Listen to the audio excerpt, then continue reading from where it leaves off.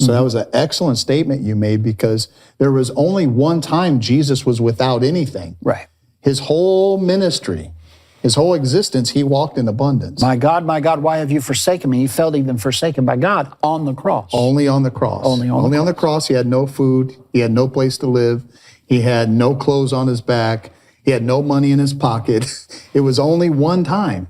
And he had to experience that pain that every human being on the planet experiences. And he had to take that on himself to break the curse off of us. Absolutely. Excellent point. Absolutely.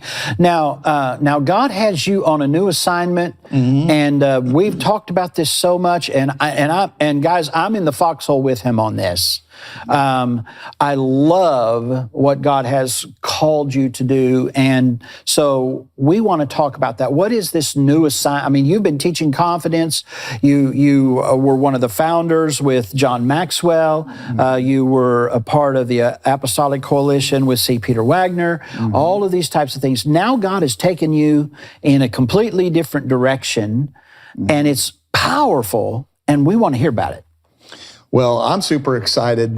Thank you. I'm so glad that you had me on to talk about this.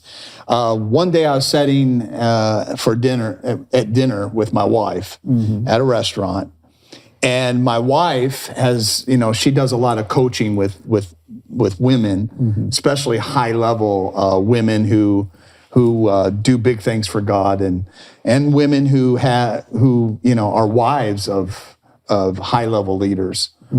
And one day we're sitting there and we're eating, enjoying a nice steak, and she looks across the table at me and she's like totally frustrated. And she says, "Keith, you need to start a men's movement." And I'm like, "Me start a men's movement? Why?"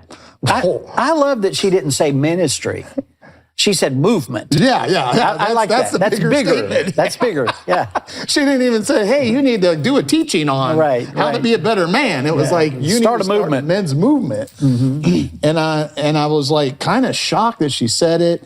And of course, I've been heading down this direction. I've spent my days training on confidence. I spent many years training about leadership. I spent many years now recently teaching on wealth.